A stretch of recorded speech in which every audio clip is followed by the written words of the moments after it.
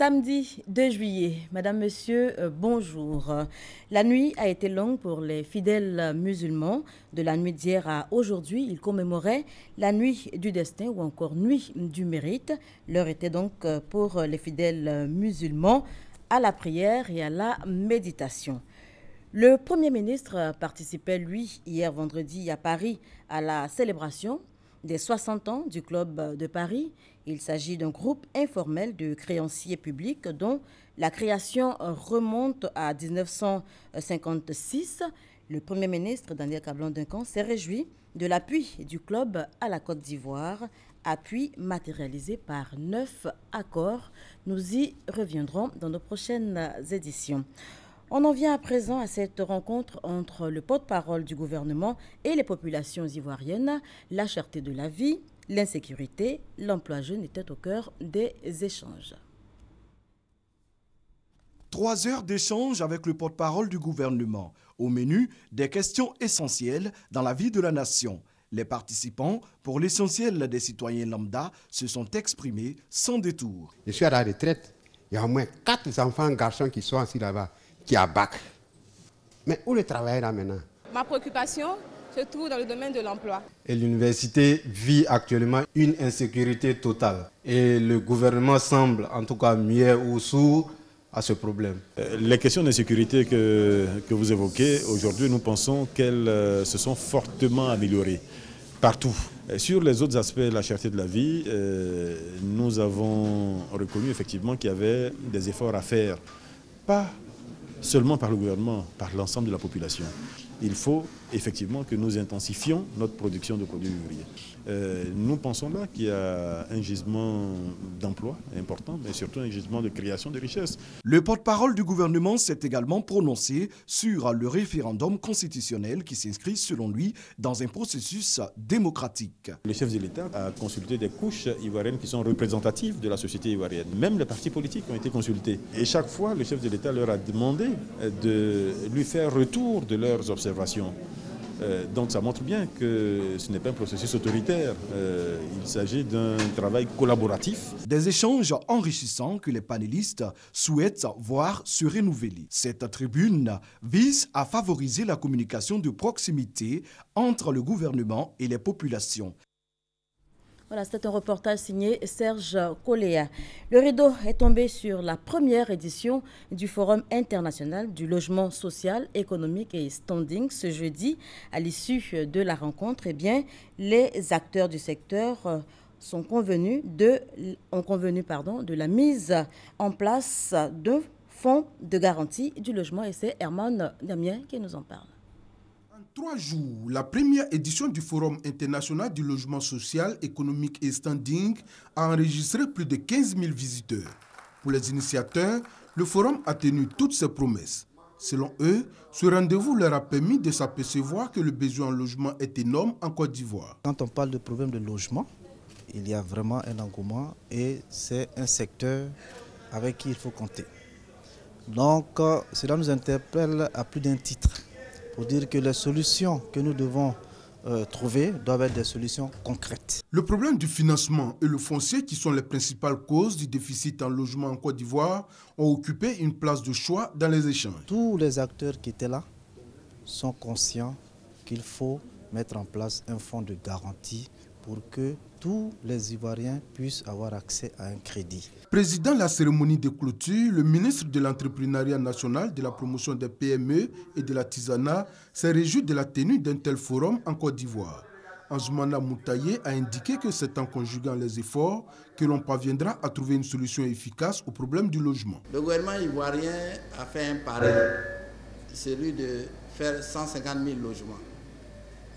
Et ce pari, pour qu'il soit réalité, il faut des entrepreneurs, il faut des acteurs. La première édition du Forum international du logement social, économique et standing terminée, les regards sont désormais tournés vers la deuxième édition qui se tiendra l'année prochaine avec des innovations. Et on reste avec Herman Niamien pour parler cette fois développement durable. Le réseau ivoirien de suivi et d'évaluation veut prendre une part active dans le développement de la Côte d'Ivoire. L'organisation forme donc depuis quelques jours maintenant 30 jeunes Ivoiriens. Objectif, faire d'eux des experts dans le domaine du suivi-évaluation. Depuis 2011, l'État ivoirien a inscrit la question de l'emploi des jeunes au cœur de son action gouvernementale. Et d'après l'agence Emploi Jeunes, ce sont jusqu'en 2015 environ 2 millions d'emplois et des milliers de micro-projets communautaires qui ont été créés.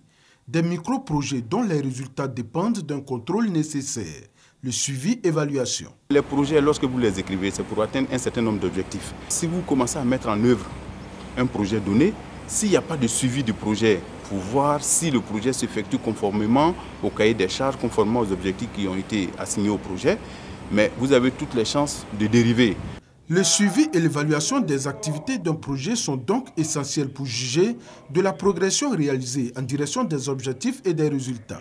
C'est pourquoi, pour l'atteinte des objectifs du développement durable, le RISE, le réseau ivoirien de suivi et d'évaluation, propose son expertise. En réunissant ici ces 30 jeunes gens issus des organisations de jeunesse, ils comptent en faire des experts évaluateurs capables de porter assistance aux communautés bénéficiaires de projets. Une initiative qui cadre bien avec la vision du gouvernement et des institutions internationales. Donner la possibilité aux jeunes de pouvoir évaluer leurs pairs, c'est vraiment une démarche qui est très inclusive et qui est très pertinente. Ce sont eux qui sont bénéficiaires, qui vont surtout évaluer. La formation de ces jeunes qui a débuté le mardi 28 juin prendra fin le 1er juillet. Et les commissaires centraux des droits de l'homme étaient eux également en formation. Ils soutillaient pour l'amélioration de l'accès des personnes en situation de handicap à la justice. L'atelier a eu lieu à Grand-Bassam et c'est Honorine Anigori qui nous en parle. La Côte d'Ivoire, en ratifiant les instruments de promotion, de protection et de défense des droits de l'homme, s'engage à les mettre en œuvre. Au nombre de ces instruments figure la Convention relative aux droits des personnes en situation de handicap. Ce texte recommande, entre autres, de veiller à reconnaître l'égalité devant la loi et de mettre en place des lois et des mesures administratives garantissant la protection contre l'exploitation, la violence, le mauvais traitement et l'accès à une justice équitable des handicapés.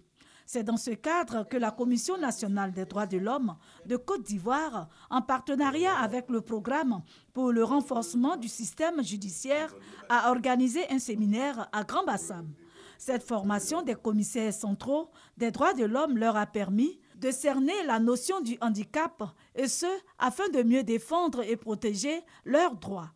Il a donc été recommandé des actions en direction du gouvernement, mais aussi surtout des actions en direction du grand public, pour que chacun puisse comprendre la situation du handicap, la situation des personnes vivant avec un handicap, mais aussi surtout de voir comment on pourrait donner un contenu beaucoup plus civilisé à la situation de personnes avec un handicap en Côte d'Ivoire. À l'issue du séminaire, des recommandations ont été adoptées à l'endroit du gouvernement, notamment pour faciliter le déplacement des personnes en situation de handicap et leur insertion professionnelle.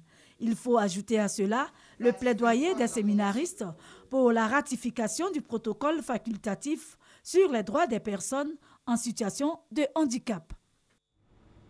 À partir du dimanche prochain, juste après le journal de 13h, vous aurez droit à une nouvelle émission économique dénommée Flash Bourse. C'est une émission produite par la Bourse régionale des valeurs mobilières, BRVM, et la RTI en partenariat avec Piment Bleu Communication. Suivons ensemble ce reportage de Francis Boifo pour en savoir davantage. Flash Bourse, désormais dans les programmes de la RTI du lundi au vendredi à 20h45 et dimanche après le journal télévisé de 13h sur RTI 1. C'est une première dans la zone UEMOA. Flash Bourse est né de la volonté des directeurs généraux de la Bourse régionale des valeurs mobilières BRVM et de la RTI. La bourse a ses codes. Vous pouvez avoir une épargne qui du jour au lendemain passe de 100 000 à 98 000, à 95 000, remonte à 105 000, remonte à 110 000. Donc il faut expliquer tout cela aux populations. Donc notre rôle à nous, c'est de rendre accessible cet univers. Rendre accessible l'univers de la bourse avec certainement une émission qui cible les populations, les amateurs du monde des finances et des financiers. On a voulu commencer d'abord par une analyse financière technique, donc des différentes actions cotées en bourse, l'évolution des index sur la semaine et de manière quotidienne. Mais la grande innovation de ce programme, c'est d'avoir une petite capsule de 2 minutes qui permet d'expliquer avec un petit dessin animé, de manière à pouvoir expliquer au plus grand nombre le langage, le lexique boursier, le jargon boursier. Ensuite, dans une dernière partie de l'émission, nous traiterons des sociétés cotées en bourse, c'est-à-dire que chaque société cotée aura une partie du programme où elle pourra expliquer ses grands fondamentaux, tels que la capitalisation boursière, les ratios bénéfices par action. Des capsules allant de 30 secondes à 1 minute en semaine et un hebdomadaire de 7 minutes tous les dimanches.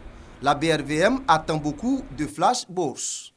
Nous sommes passés de 80 000 comptes titres ouverts auprès de SGI à 104 000 comptes ouverts en 2015.